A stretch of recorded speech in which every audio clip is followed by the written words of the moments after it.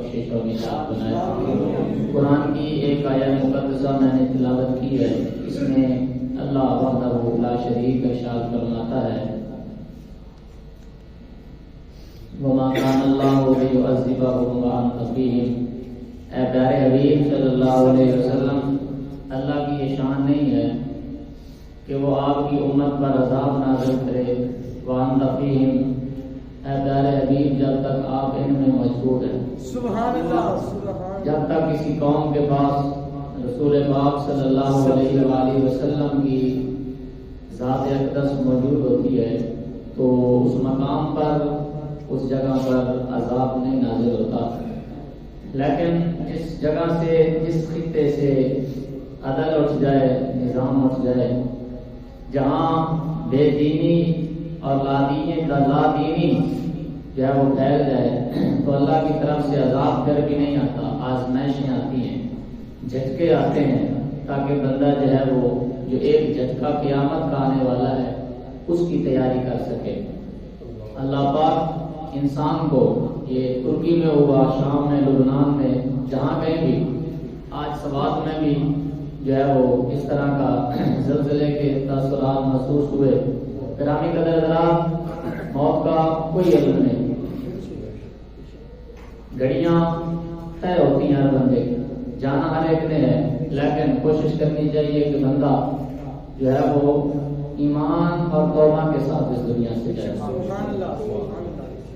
یہ زلزلے، یہ سیلاب، یہ خدا کے عذاب کے جھٹکے ہیں، یہ خدا کے عذاب کی صورتیں ہیں۔ اللہ پاک ہمیں متنبہ کرتا ہے، ہمیں جھنجھوڑتا ہے کہ اے بندے آپ بھی میری طرف رخ کر لیں، آپ بھی تو میری طرف آ جائیں۔ قرآن میں اللہ پاک نے بڑے دلکش انداز میں وہ منظر کشی فرمائی ہے۔ فرمایا اذا زلزلت الارض زلزالها، جب زلزلے آئیں گے، اذا زلزلت الارض، جب زمین ہل جائے گی، ایک ہی جھٹکے سے پوری کائنات تہس نہس ہو جائے گی۔ واخرجت الارض اثقالها، اور زمین اپنے سارے بوجھ نکال کے باہر پھینک دے گی، جتنے بھی مردے دفن ہیں وہ زمین نکال کے باہر پھینک دے گی۔ اور فرمایا زمین کے سارے خزانے جو دفن ہیں، ساری معدنیات زمین اگل دے گی۔ وقال الانسان ما لها، اور یہ منظر، یہ تہس نہس منظر دیکھ کر انسان پکار اٹھے گا ما لها، یا اللہ یہ کیا معاملہ ہے۔ اس طرح بھی ہو سکتا تھا کہ ایک آنے واحد میں، ایک ہی جھٹکے میں تو نے پوری انسانیت کو تباہ و برباد کر دیا، ایک ہی جھٹکے میں روح زمین پر کوئی جان باقی نہیں رہی۔ یومئذ تحدث اخبارها، اللہ پاک فرماتا ہے پھر اس دن، جب وہ قیامت والا دن، جب ایک ہی جھٹکا لگے گا تحدث اخبارها، پھر انسان کی خبریں زمین دے گی، اور جو انسان نے جہاں جہاں گناہ کیا ہے زمین انسان کو پکڑ کر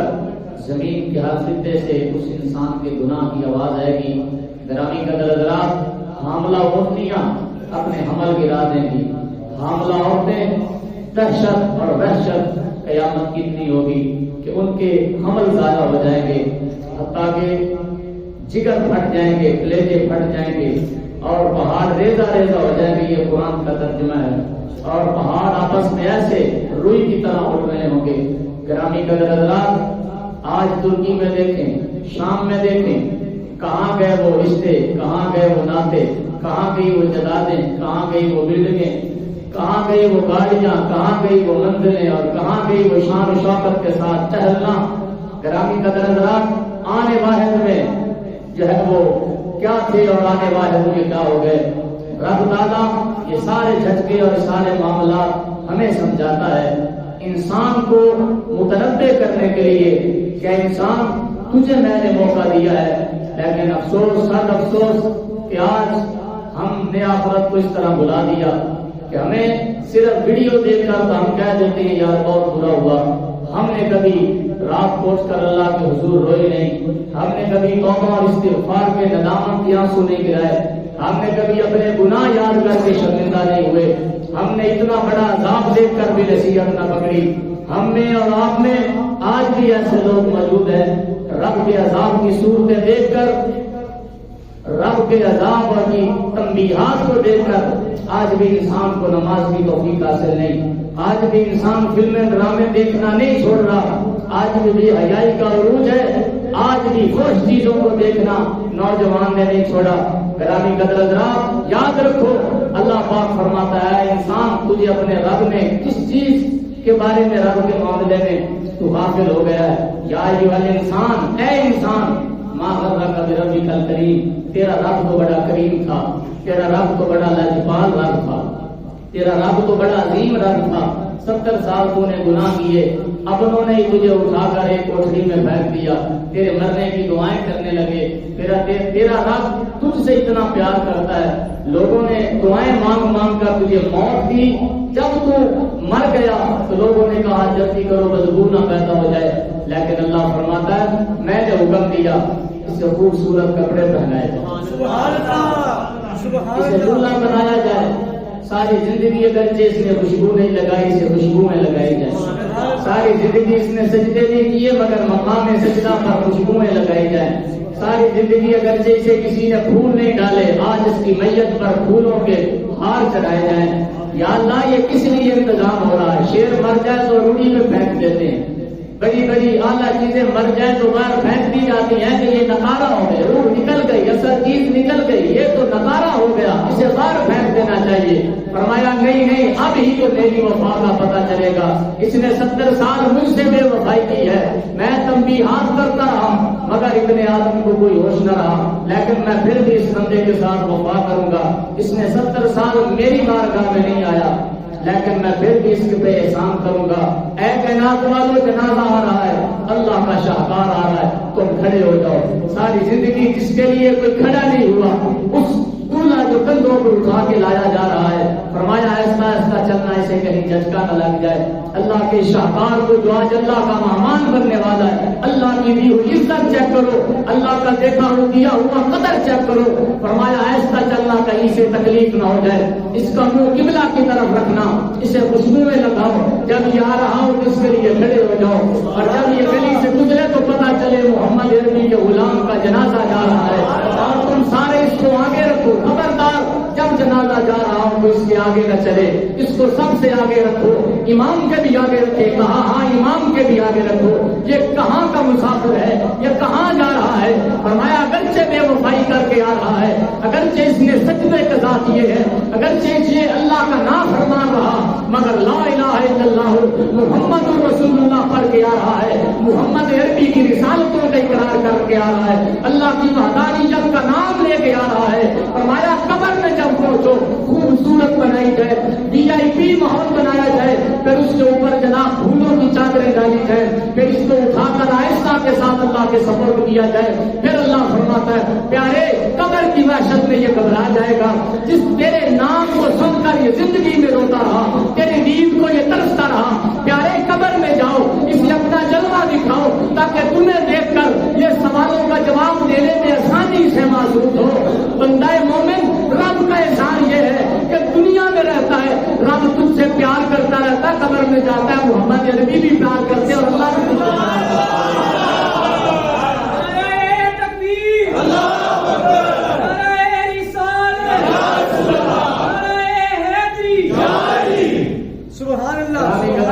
مسئلہ یہ ہے، یہ عذاب کی صورتیں اس لیے ہیں کہ ہم نے سجدہ چھوڑ دیا، ہم نے رب کا شکر ادا کرنا چھوڑ دی۔ غیر تو غیر ہے، کافر تو کافر ہے۔ جب اپنا کوئی گناہ کرتا ہے، اپنا جب عدل کی راہ سے نکلتا ہے تو پھر اللہ پاک اسے جھنجھوڑتا ہے۔ ان بطش ربک لشدید، پھر رب کی پکڑ بڑی سخت ہے۔ پورے 57 اسلامی ممالک کو اللہ پاک متنبع فرما رہا ہے کہ تم پر بھی رات کی نیند کی ہوش میں تم پر بھی اللہ کا عذاب نازل ہو سکتا ہے۔ آج توبہ کا وقت ہے، توبہ کا دروازہ کھلا ہوا ہے، موت کا کوئی علم نہیں کہ شاید آج کی نماز ہماری آخری نماز ہو۔ کسی نے کوئی لکھوایا نہیں کہ ہم نے 70 سال جی کے ہی مرنا ہے۔ گرامی قدر حضرات، اگر اتنی عمر گزار کے بھی ہمیں شرمندگی نہ ہو، ہم کبھی روئے نہ، ہمارا دل نرم نہ ہو، اور ہم یہی آس لگا کر بیٹھے رہیں کہ ہزاروں سال جیئیں گے، یہ جھوٹ ہے۔ ہم نے اور آپ نے ایک نہ ایک دن جانا ضرور ہے۔ جب مرنا اتنا یقینی ہے تو پھر اس مرنے کی تیاری کیوں نہ کی؟ ہماری زندگی میں اگر نماز کے سجدے نہیں ہیں تو ہمیں سجدے شامل کرنے چاہیے۔ حضرت عمر کے پاس ایک بندہ آیا تھا اور آ کے کہنے لگا یا امیر المومنین مجھے کچھ نصیحت فرمایا کیا تمہارے خاندان میں موت نہیں ہوتی؟ کیا تمہارے خاندان میں لوگ مرتے نہیں؟ اس نے کہا کہ چند دن پہلے ہی میرے چچا کا انتقال ہوا ہے۔ تو آپ نے فرمایا کیا تیرے لیے یہ نصیحت کافی نہیں کہ تو نے میت کو دیکھا؟ کیا تیرے لیے یہ نصیحت کافی نہیں؟ فرمایا کس انسان کو قبر نصیحت نہ دے سکے کہ قبروں پہ کھڑے ہو کر وہ مذاق کر رہا ہو۔ ہم دیکھتے ہیں لوگوں کو جنازے کہ جسے میت دیکھ کر اور کفن سفید دیکھ کر بھی نصیحت نہ آئے اور وہ نماز کا پابند نہ ہو سکے، بے ایمانی نہ چھوڑے، دھوکہ دینا لوگوں کو نہ چھوڑے۔ گرامی قدر حضرات سمجھ لو دل مردہ ہو گیا، اس کی روح مر چکی ہے، اسے جائز اور ناجائز کی تمیز ختم ہو چکی ہے۔ حضرت عمر جیسی ہستیاں جن کے لیے چلتے پھرتے کو حضور نے جنت کی بشارت دی۔ میں بھی انگوٹھی پہنتا ہوں، آپ بھی پہنتا ہوں، ہم خوبصورت پہنتے ہیں، لیکن حضرت عمر نے انگوٹھی کے نگینے میں ایک عبارت لکھی ہے، انگوٹھی کے نگینے میں، اور یہ وہ ہستی ہے فرمایا آسمان میں اتنے ستارے نہیں ہیں جتنے میری عمر کی نیکیاں۔ کہیں ذرا سبحان اللہ۔ اس انگوٹھی کے نگینے میں ایک تحریر کی عربی میں کہے تو سنا دو سبحان اللہ کے فرمایا کفا بالموت واعظا یا عمر، یہ آپ نے تحریر لکھی، کفا بالموت واعظا۔ فرمایا عمر سب سے بڑی نصیحت تیرے لیے موت ہے، موت سے بڑی تیرے لیے کیا نصیحت ہو کہ تیرے سامنے لوگ مرتے ہیں تجھے احساس ندامت نہیں۔ مولانا روم نے بڑی پیاری بات نقل فرمائی، جڑے کہندے سی مران گے نال تیرے اج انہاں دی بازیاں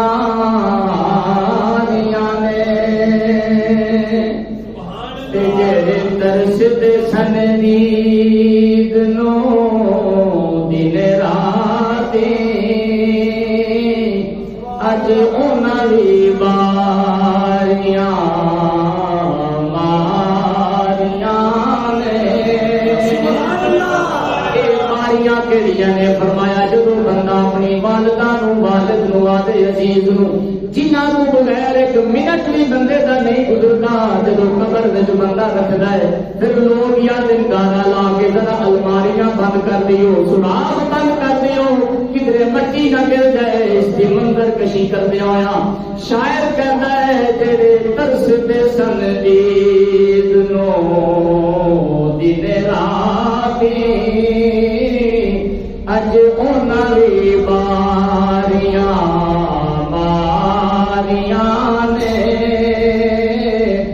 جدو باغ وچ خزاں نے وال کھولے پنچھی اڑ گئے مار، عالم جہان اے سارا جہان دے وچ پنچھی روئے۔ شاعر کہندا جدو روح اس پنجرے وچ اڑ جاندی ہے، اس باغ وچوں جدو روح اڑ جاندی ہے، فرمایا پیچھے پھر اے ویران محل رہ جاتا ہے، لوگ اٹھا کے اینو قبر کی زینت بنا جاندے، پھر چند سالاں بعد قبر کا نشان بھی مل جاندا ہے۔ لیکن کمال کی کا فرمایا کھلے شاہ قصوری ہوئے، داتا علی حجویری ہوئے، یا اللہ دے فقیر ہوئے، جنہاں دیاں روحاں اس وجود چوں نکل گئیاں، لیکن انہاں دے وجود قیامت تک لوگاں نوں محمد عربی کی محبت کی حراست سی۔ تیرے ترس دے سن دید نو دن راتی اج انہاں دی باریاں ماریاں نے۔ تے جدو خزاں وچ، جدو باغ وچ خزاں نے وال کھولے پنچھی اڑ گئے مار اڑاریاں نے، پر محمد بوٹیا جھوٹی سچی آیا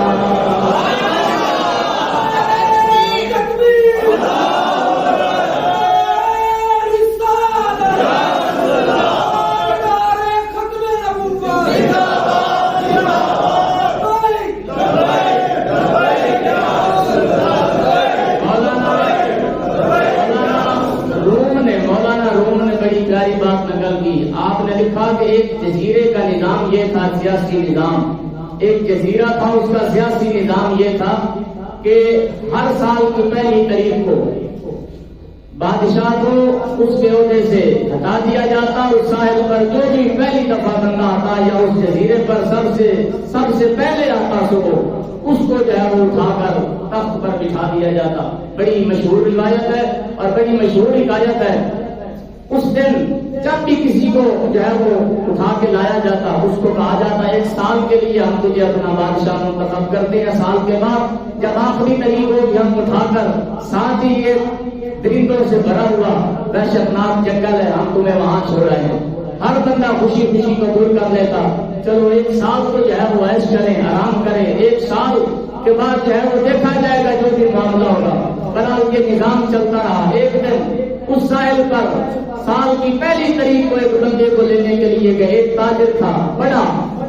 خوبصورت انسان ہے، نوجوان ہے، اسے اٹھا کے لایا گیا، کہا تم ہمارے صدر ہو؟ اس نے کہا مجھے تو امور سلطنت چلانے کا پتہ نہیں۔ اس نے کہا برحال تمہیں ہماری شرط کو ماننا پڑے گا۔ اس نے کہا اگر آپ مجھے صدر بناتے ہو تو پھر میری بھی یہ شرط ہے کہ تم میری ہر بات کو مانو۔ اس نے کہا ایک سال کے لیے تمہیں اختیار ہے، جو حکم دے گا ہم تیری بات کو مانیں گے۔ مولانا روم لکھتے ہیں سبق آموز یہ حکایت، مولانا روم لکھتے ہیں کہ ایک سال اس نے لوگوں کو حکم دیا کہ فلاں تنظیم کے لوگ آئے اور وہاں کے جنگلات کو کاٹا جائے، فلاں بندہ آئے وہاں کے درندوں کو قتل کر دیا جائے۔ اس جنگل میں جہاں بادشاہ کو چھوڑ کے آتے تھے، اس نے وہاں اپنے لیے عالیشان پھول لگوائے، اس نے عالیشان محل تعمیر کروایا، جنگل کو ختم کروایا، وہاں کی جھاڑیاں ختم کروائی، وہاں کے درندے ختم کرائے۔ جو بھی آتا تھا تخت کے نشے میں مست ہو جاتا، اپنے آخری دن کو بھول جاتا تھا۔ لیکن یہ بندہ پہلے دن سے اس نے اپنے آگے کی فکر کی، اس نے جنگل کو ایک گلستان بنا دیا، گلزار بنا دیا۔ جب آخری دن آیا لوگ سنگل اور زنجیر لے کر آئے، اسے باندھ کر وہاں پھینک کے آتے ہیں۔ وہ کہنے لگا میں یہاں غافل ہو کر نہیں بیٹھا، میں نے اپنے جانے کی تیاری پہلے کی ہوئی ہے، میں بڑے شوق سے وہاں جاؤں گا۔ یہ حکایت لکھ کر مولانا روم فرماتے ہیں کہ اس دنیا کے چند دنوں کے لیے غفلت کا شکار ہو گیا، جب اچانک موت کا پیغام آئے گا وہاں پھر وحشتیں ہیں، قبر میں وہاں تنگی ہے، وہاں عذاب کی صورتیں ہیں۔ لیکن جو اس دنیا میں رہ کر اپنی رات کی نیند حرام کرتا رہا، اللہ کے حضور روتا رہا، کریا زاری کرتا رہا، چند دن کی زندگی میں اپنی قبر کا سوچتا رہا، جب اس کی میت کو تیار کیا جاتا ہے تو حدیث پاک بول کے کہتی ہے اچھلو بھی بھلا تو پھرو بھی، اے جنازہ لے کے چلنے والوں دیر کیوں کر رہے ہو، جلدی لے کے چلو، میرا قبر میں محمد عربی میرا استقبال نہیں کر رہے ہیں۔ تو یہاں تیاری کر کے جاتا ہے، تو اس زندگی میں اپنے مرنے کا انتظام کر کے جاتا ہے۔ رسول اللہ کی زبانی پر اسے انعام ملتا ہے، فرمایا القبر روضۃ من ریاض الجنہ۔ جو اس چند دنوں کی زندگی میں اپنی قبر کی تیاری کرتا ہے، رب وحدہ لا شریک اس کی قبر کو پھر کڑا نہیں رہنے دیتا، جنت کا گلزار بنا دیتا۔ جو بندہ اس زندگی میں رہ کر اپنے عمل کا لشکر بیچتا ہے، مولانا روم فرماتے ہیں جو انسان روز اپنے نیک اعمال کے لشکر بیچتا ہے، کبھی نمازوں کے لشکر، کبھی زکات کے، کبھی خیرات کے لشکر، اور کبھی جناب صدقہ خیرات، کبھی رحم دلی کے لشکر، روز بیٹھا ہوا اس کی زبان سے کئی لشکر اپنی آخرت کے اس ٹھکانے پہ پہنچتے ہیں جو قبر وحشتوں کا گھر ہے۔ روز جو بندہ اپنے اعمال کے لشکر بیچ کر وہاں کی وحشتوں کو ختم کرتا ہے اور وہاں کی جڑی بوٹیوں کو کاٹ کر اپنی قبر کو جو گلزار بنا لیتا ہے، قبر میں بعد میں جاتا ہے، اس کو جنت اس کا ٹھکانہ قبر سے بھی پہلے اللہ پاک بندہ مومن کو دکھا۔ ہمیں سوچنا چاہیے، انسان کو بڑا پتہ ہوتا ہے کہ یہ میرے لیے کھانا جائز نہیں، لیکن پھر بھی انسان حرام کھاتا۔ زلزلے کی صورتیں دیکھ کر بھی ہم نے صرف نیٹ کی ویڈیو کے چسکے تو لیے لیکن عبرت نہیں پکڑی۔ زلزلہ دیکھ کر بھی اگر ہماری پیشانیاں ہمیں نہیں کہتی کہ یہاں سجدے میں حیا علی الصلاۃ حیا علی الفلاح سن کر بھی اگر ہمارے کانوں تک تو آواز آتی ہے اور روح غافل ہے، یاد رکھے دل مر چکا ہے، دل مردہ ہو گیا ہے کہ اتنا بڑا عذاب دیکھ کر اور پاکستان میں سلام کی صورتوں کو دیکھ کر پھر بھی مسجد ویران ہے۔ فجر میں کہیں جا کر مسجدوں کا وزٹ کریں، آپ کو صرف ایک صف یا دو صفیں نظر آئیں گی۔ گرامی قدر حضرات، اللہ کا عذاب اس دنیا پہ جھٹکے دے رہا ہے اور ہمیں سمجھا رہا ہے کہ انسان اگر وہاں عذاب آیا ہے تو تمہارے اوپر بھی اللہ کی عذاب کی کوئی صورت آ سکتی ہے۔ وہ بہت بڑی پیاری بات حضرت حاتم اسم نے، اللہ کا فقیر گزرا ہے، بڑی خوبصورت بات۔ آپ کے زمانے میں ایک صاحب آیا حضرت حاتم اسم کے پاس اور آ کر کہا کہ حضور میں اس لیے آپ کے پاس آیا ہوں کہ میری دعوت کو قبول فرمائیں۔ آپ ظاہر آپ اللہ کے ولی تھے، صاحب شریعت و طریقت تھے، بیعت کا سلسلہ آپ نے شروع کیا ہوا تھا، لاکھوں کی تعداد میں بادشاہ وقت آپ کا بیعت تھا۔ ایک بندہ آیا، ظاہر امیر آدمی ہوگا، دعوت کو بلایا، کہا کہ حضور آپ میری دعوت پہ تشریف لائیں۔ آپ نے ظاہر سنت ہے دعوت قبول کرنا، آپ نے دعوت کو قبول فرمایا، لیکن فرمایا میری 3 شرطیں۔ میری پہلی شرط یہ ہے کہ جہاں چاہوں گا بیٹھوں۔ اس نے کہا کہ سادہ آدمی ہے، کسی ٹوٹی ہوئی چٹائی پہ بیٹھنے کی کوشش کریں گے، جو کہیں گے پرانے مسلح پہ بیٹھنے کی کوشش کریں گے، سادہ مزاج آدمی ہم مان لیں گے۔ فرمایا شرط قبول ہے۔ پھر اس نے حضرت نے کہا، حضرت حاتم اسم نے، اسم کہتے ہیں بہرے کو، اسم کس کو کہتے ہیں؟ بہرے کو۔ ہزاروں لوگوں کے دلوں کو دکھا کر چلنے کر پھر بھی ہم حاجی ہیں، پھر بھی ہم نمازی ہیں، پھر بھی ہمارا دعویٰ یہ ہے کہ ہم جنتی ہیں۔ لوگوں کے مال ہڑپ کر کے، نجائز کمائی خود کر کے اور اپنی اولاد کو بھی حرام کھلا کر دعویٰ یہ ہے کہ میں نے ایک عمرہ چونکہ کر لیا حرام کی کمائی سے، حرام کی کمائی سے چونکہ میں نے حج کیا ہے تو میں تو پکا بخشا گیا ہوں، میں تو جنتی ہوں۔ سرکار فرماتے ہیں انسان کے پاؤں کو قیامت کے دن زمین پکڑ لے گی جو تانبے کی ہو، اس وقت تک اللہ کی بارگاہ سے ہل بھی نہیں سکے گا بندہ جب تک اس بات کا حساب نہیں دے لے گا کہ رزق کہاں سے کمایا تھا اور خرچ کہاں پہ کیا۔ بہت سے بات فرماتے مقام تو تم نے بنایا اپنی حرام کی روزی پہ، رہے گا کوئی اور حساب تمہیں دینا پڑے گا۔ فرمایا رہے گا کوئی اور، اس حرام کی کمائی کے بنے ہوئے مکان اور وراثت کا حساب اللہ تجھ سے دے گا۔ کہیں ذرا سبحان اللہ۔ امید کرنی چاہیے کہ انشاءاللہ ہم 5 وقت کی نماز کا نسخہ پڑھیں۔ حاتم اسم ان کو بہرا کہا جاتا، وقت کے آپ صوفی تھے، ولی تھے، صاحب فتوا تھے، فتوا لکھتے۔ ایک عورت مسئلہ پوچھنے کے لیے آئی، زہر کا تقاضا بشریت، اس عورت کی ہوا خارج ہوئی اور لیکن اس ہوا کی آواز بلند ہو گئی۔ اس عورت کو شرمندگی ہوئی کہ اتنا اللہ کا فقیر اور ولی کی بارگاہ میں یہ مجھ سے کیا نازیبا حرکت ہوگا۔ شرمندگی کے مارے اس کے چہرے پہ پسینہ آ گیا۔ حاتم اسم نے جب یہ حالت دیکھی تو کہا کیا بیٹی مسئلہ پوچھا، مجھے سمجھ نہیں، مجھے آواز نہیں آئی۔ اس نے اونچی آواز سے مسئلہ بیان کیا، کہا میں بہرا ہوں، مجھے آواز نہیں آئی، اونچا بولو۔ چوتھی مرتبہ آواز بلند کہا گیا، جب باہر نکلی تو کہا خدا کا شکر ہے کہ اللہ کا فقیر بہرا ہے، اونچا سنتا ہے، اس نے میری وہ حرکت کو نہیں سنا۔ گرامی قدر حضرات، 1 سال نہیں، 2 سال نہیں، پورے 15 سال گزر گئے، لوگوں میں بہرے مشہور ہو گئے کہ یہ اللہ کا فقیر تو بہرا ہے۔ صرف اس لیے وہ 15 سال وہ مائی زندہ رہی، آپ نے بہرا بن کر زندگی گزار دی، لیکن ایک مائی کا دل نہیں ٹوٹنے دی۔ یہ اللہ کے فقیر تھے جنہیں اپنی آخرت کی فکر،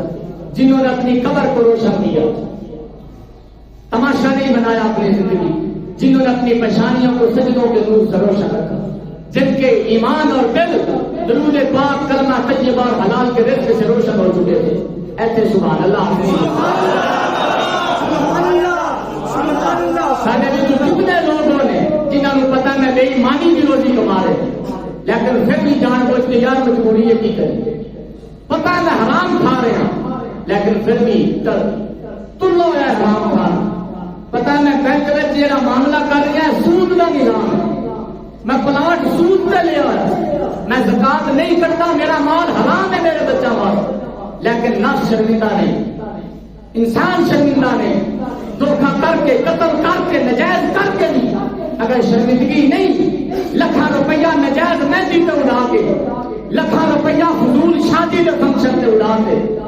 اور جناب ان کو ساؤنڈ کے بڑے بڑے ڈی جے لے آتے گانے سنا کے، مولوی بیچارے سی بیٹھے ہوتے ہیں یار بہنا بھی یہ نکاح بھی بنانا بھی میں گانے بند کرے، تواڈے وچ حاجی بیٹھے، تواڈے وچ نمازی بیٹھے،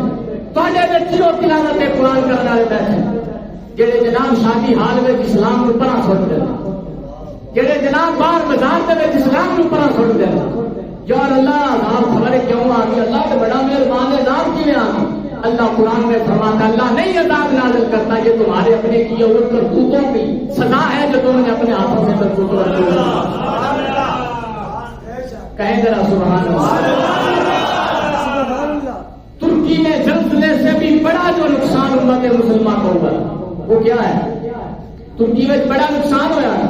کتنا افسوس ہوا ہے، ہمیں بھی افسوس ہے، ہم سب کو افسوس ہے۔ سلام میں جو مرے یا پاکستان میں یا جو لاکھوں ہزاروں کی تعداد میں لوگ بے گھر ہوئے، ظاہر افسوس کا مقام ہے، لیکن اس سے بھی بڑا جو افسوس ہوا ہے ہمیں وہ یہ ہے کہ اس امت کے قرآن کو جلا دیا گیا۔ یہ اتنا بڑا افسوس ہے،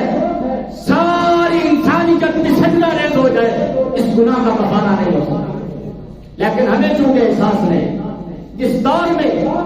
قرآن سے غلاف بھی اتار دیے گئے اور مولویوں کے فتوے سن سن کر بے ادبی کا اتنا عروج ہوا کہ ان قرآنوں پر کبھی غلاف ساتھ ساتھ لوگ غلاف ڈالتے تھے اور کہتے کہ یہ اللہ کا کلام ہے، یہ اللہ کی کتاب ہے، پرانیاں مائیاں دے قرآن ایک خواج میں پیدا بھی آتا سب سب غلاف ہے، قرآن نہیں آ دیا کہتے اٹھا کے دیو دو جہاں کا بادشاہ۔ بے حیائی کا عروج ہے، بے حیائی کا عروج ہے، قرآن کا ادب نے ایڈیاں ایڈیاں داڑیاں رب کے کعبے میں لت کر کے ستے ہیں، رب کے کعبے میں ٹنگا کھلار کے ستے ہیں، اپنے سر کے تھلے جناب تکیا بنا کے رکھا ہے قرآن، غیرہ نے کی تاثر لینا ہے کہ عام جی کتاب ہے انہیں تو جتی والے بیگ کے وچ قرآن کا نسخہ رکھا ہے۔ جدو دے ہو جائے 2 نمبر مولوی ملے جنہوں نے ادب کو پہلے سٹ دیتا، پھر کافران کو علم ہوا کہ انہوں نے عام جی کتاب ہے، پھر جلایا بھی گیا، پھر نعوذ باللہ قرآن کے پکانے بھی لوگاں کیتے، پھر چوکاں وچ قرآن کے ورکے کر کے نالیاں وچ بھی سٹے گئے۔ میں دکھا سکنا ہر گلی کی نکر سے تمہیں قرآن کے کاغذ نظر آن گے، قرآن پھٹے ہوئے نظر آن گے، گھروں کے وچ سال سال قرآن کی بے حرمتی ہو رہی، قرآن بند پیا ہے، ایک سال بعد جناب رمضان کی خبر سانو پڑھن کی سعادت حاصل ہے یا نہیں ہے، انتظار کرو۔ اگر ترکی میں رب کا عذاب آیا ہے پیچھے بھی عذاب کا انتظار کرو۔ ہاں اگر چاہتے ہو اللہ پاک رحمت کی بارش فرمائے، رب کرم نازل فرمائے، اج توبہ کا دن ہے، اج توبہ کرو، اپنے اللہ کی بارگاہ میں نازل ہو جاؤ، شرمندہ ہو جاؤ، آگے گھروں سجدہ نال بات کر لو، آج بیٹیاں سجدے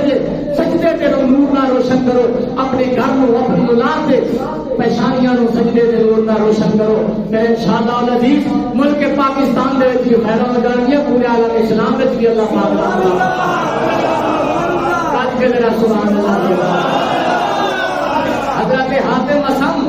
نے کہا میری دوسری شرط یہ ہے کہ میں آؤں گا، جو چاہوں گا کھاؤں گا، جہاں چاہوں گا بیٹھوں گا، جو چاہوں گا کھاؤں گا، اور جو کہوں گا وہ آپ کو کرنا پڑے گا۔ اس نے کہا حضور آپ تشریف لیں، جو کہیں گے ہم مان لیں گے۔ آپ جب تشریف لے گئے بادشاہ وقت اور وقت کے وزیر اور بڑے بڑے عہدیداران کے لیے عظیم و شان ایک پنڈال لگایا گیا ہے، حضرت حاتم اسم کا انتظار ہو رہا ہے، مگر یاد رکھو جنہوں نے اپنی زندگی دین اسلام کے لیے وقف کر دی ہوتی ہے اور جو اپنی آخرت کے لیے جیتے ہیں، زندگی چند دن کے لیے اپنی راحت اور آرام کو پیچھے چھوڑ کر اپنے اللہ کی بارگاہ میں جانے کا انتظار کر رہے ہوتے ہیں، پھر ان کو اس دنیا میں کیا پڑے کہ ان کی عزت ہو یا نہ ہو، ان کے لیے تو یہ کافی ہوتا ہے کہ میرا اللہ مجھ کو عزیز رکھتا ہے یا نہیں رکھتا۔ بھرا ہوا پنڈال ابھی انڈے کو مولوی ہے، ساری چھوٹ نہیں چاہتی کسی کے جناب مولوی ہے تو پیچھا تو ہو کے نماز کی میں پڑھی، لیکن یہ اللہ کے فقیر تھے جنہوں نے اپنے نفس کو مارا ہوا تھا ان لوگوں نے۔ آج تو جناب 5-10 منٹ اوپر ہو جائے آواز نصیحت میں تو ہمیں مسئلہ ہوتا ہے کہ 5-10 منٹ اللہ کے گھر میں بہتے کیوں لگ گئے، دکان سے جا کے اتنے جا کے اسی چونکہ جھگڑا مارنی ہے سن بہ کے اور ایک دوسرے کی دل جاری کرنی سی۔ گرامی قدر حضرات، حلال رزق کماون والا قیامت والے دن اللہ کے نبیاں کے سامنے جو اٹھایا جائے۔ یاد رکھو حلال ہو حلال، حرام کی کمائی نہ ہو، حرام کی کمائی کا حساب نہیں، حلال کی کمائی کا حساب ہے، اور کمائی پر تو عذاب ہونا، حرام کی کمائی کا کہا حساب ہونا، حساب دے حلال کی کمائی کا ہے، حرام کی کمائی دے فرم عذاب ہے۔ حضرت ابوبکر صدیق نے ایک دفعہ پانی کا پیالہ پیتا کہ آپ کا غلام کہنے لگا کہ میں فلانے یہودی کی مزدوری کی تو لے کے آیا، آپ کو جب تک کہہ تو الٹی نہیں آئی اس وقت تک آپ کو چین کا ساتھ نہیں آیا کہ اس پانی کے گھٹ نال جہاں میرا جسم کا خون بنے گا کہ میرے حرام کی کمائی کا خون نہ بن جائے۔ کہ حضور پاک فرمایا جسم کا وہ حصہ جو حرام کی کمائی کھا کر بنا، جب تک اسے دوزخ کی آگ جلا نہیں دے گی اس وقت تک بندہ مومن کو جنت میں داخل نہیں کیا جائے۔ ہزاروں میں لاکھوں روپیہ ہڑپ کر کے بھی اسی مومن ہیں، حاجی ہیں، بخشا ہیں۔ جب آپ پنڈال میں گئے وہاں بیٹھ گئے جہاں لوگوں کے جوتے پڑے، جتیاں والی جگہ سے بیٹھ، لوگوں نے کہا حضور کیے، فرمایا میرے نفس بھی یہی جگہ، میں نے نہیں کہا تھا کہ جو جہاں چاہوں گا بیٹھوں، فرمایا میں تو جوتوں پہ بیٹھنے کے قابل بھی، جنہوں نے آخرت دیا کمائیاں کی دیا، رب تعالیٰ نے پھر مرن کے بعد ممبر رسول جو انہوں نے ذکر آجی میں تیادی تھک تیادی آ کر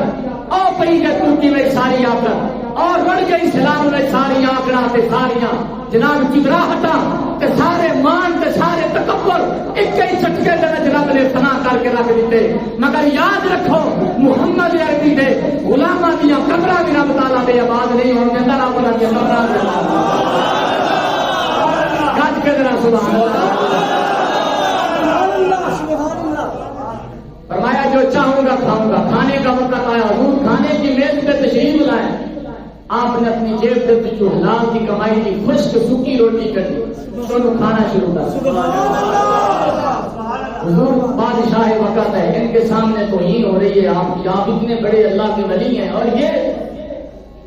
فرمایا میں نے کہا تھا جو چاہوں گا کھاؤں گا، تو مجھے نہیں روک سکتے، یہ میری اپنی حق حلال کی کمائی کی روٹی ہے جو بچ گئی تھی خشک کر کے میں نے رکھی ہوئی، میرے نفس کے لیے یہی موضوع ہے، یہی بہتر ہے کہ میرا نفس کھائے، میرا نفس تو اس قابل بھی نہیں ہے۔ پھر آپ نے خشک روٹی کھا کے فرمایا میں نے تیسرا سوال تم سے کہا تھا جو چاہوں گا وہ تمہیں کرنا پڑے گا، فرمایا ایک جو ہے وہ بہت بڑا توا لایا جائے، توا لایا گیا، اسے گرم کیا جائے، جب وہ لال سرخ ہو گیا فرمایا اس کے اوپر سارے بندے پنڈال والے جنہوں نے کھانا کھایا مرتب غذائیں ایک ایک کر کے اس طرح سے کھڑے ہو کر اپنے کھانے کا آج ایک وقت کے کھانے کا حساب ہے۔ لوگ تھر تھر کانپنے لگے، لوگ تھر تھر کانپنے لگے، حضور ہم تو نہیں اپنے کھانے کا حساب دے سکتے، یہ ہمیں جلا دے گا، فرمایا ہاں تمہیں جلا دے گا، جن کے پیٹ میں حلال کا لقمہ ہوتا ہے آپ اسے تو نہیں جلا سکتے۔ آپ اٹھے اور پکتے ہوئے توے جو لال سرخ ہو چکا تھا آپ نے ننگے قدم اس توے کے اوپر چڑھ گئے، لیکن توے نے آپ کے پاؤں کو خراش تک نہیں پہنچائی۔ آپ نے فرمایا اگر آج تم ایک وقت کے کھانے کا حساب نہیں دے سکتے تو قیامت والے دن تمہارے اندر کون سی کرامت آ جائے گی کہ تم ساری زندگی کا حساب اپنے اللہ کی بارگاہ میں کھڑے ہو کے دے سکو گے۔ اس لیے آپ نے فرمایا اب وقت ہے توبہ کا کہ اللہ کے حضور میں توبہ کرنی چاہیے۔ ہم صرف چسکے کے لیے اور لوگوں کو سٹیٹس لگانے کے لیے اور دکھانے کے لیے یار بڑی تباہی ہو گئی، بڑی تباہی ہو گئی، لیکن تیری جڑی تباہی ہوئی پئی، تیرے بھی نماز نہیں پڑھتی گھر میں، تیرا گھر ویران ہو گیا، تیرا گھر اجڑ گیا، تیری بیوی نماز نہیں پڑھتی، تو نہیں نماز پڑھتا، فجر کے وقت تو رب کو اتنا بھی نہیں ٹائم اور اہمیت دیتا کہ تو کم از کم حی علی الصلاۃ حی علی الفلاح سے کھڑا ہو کے اپنی اللہ کی بارگاہ میں صبح میں سجدہ ریزی کر سکے۔ گرامی قدر حضرات وہ تو اجڑ گئے، لیکن تھوڑے گھر بھی اجڑ گئے، سارے گھر بھی اجڑ گئے کہ اج سارے گھروں کے لکھاں روپیہ دیا سیڑھیاں تے سانو نظر آن گیا، جتھے کدی لوگ قرآن رکھتے سن اسی لیا کے اٹھے سیڑھیاں نصب کی دیا، پھر دھی کا ڈرامہ الگ ہے، سوانی کا ڈرامہ الگ ہے، حضرت قرآن نے الگ ڈرامہ ویکنا ہے۔ یاد رکھو رب دا عذاب ایک جھٹکے میں سارا کچھ فنا ہو جائے گا، سارے عہدے، ساریاں گڈیاں، سارے بنگلے، ساریاں جناتا اج وقت ہے کہڑے ویلے بھی انسان جڑا اس دنیا کو جا سکتا ہے جدو بھی 5 وقت کا نماز کا فائدہ ہے کہ جدو بھی بندہ نماز پڑھتا ہے اللہ کے حضور توبہ کی اللہ توفیق عطا فرماتا ہے۔ گرامی قدر حضرات اج یہ تحیہ کر کے جاؤ، مرتے مر جاؤ گے مگر اللہ کی بارگاہ میں جھکنا نہیں چھڈنا انشاءاللہ کی۔ حضرت عبداللہ بن سلام سے دیکھیں گے، حضرت سعید بن عبداللہ بن سلام یہ حضرت قتادہ کی عادت کے لیے گئے، جنہیں حضور نے ایک اپنی آنکھ اٹھائی تھی حضرت قتادہ کو، سبحان اللہ سبحان اللہ، وہ بہت ہو رہے تھے، حضرت سعید بن عبداللہ بن سلام کی عادت کے لیے گئے تو انہوں نے کہا کہ حضور مجھے تو نصیحت کریں، آپ کا آخری وقت ہے، آپ تو وصیت فرمائیں مجھے۔ تو آپ نے فرمایا بیٹا میری ساری زندگی کا نچوڑ یہ ہے، میں حضور کے ساتھ رہا ہوں ساری زندگی، میں نے ساری زندگی سے یہ سیکھا ہے بیٹا ساری زندگی مر جانا پر سجدہ نہ چھوڑنا، اللہ کے حضور جھکنا نہ چھوڑنا۔ جو بندہ اللہ کی بارگاہ میں جھکا رہتا ہے اللہ غیروں کے حضور سے جھکنے نہیں دیتا۔ دعا ہے اللہ پاک ہمیں سجدے کی توفیق نصیب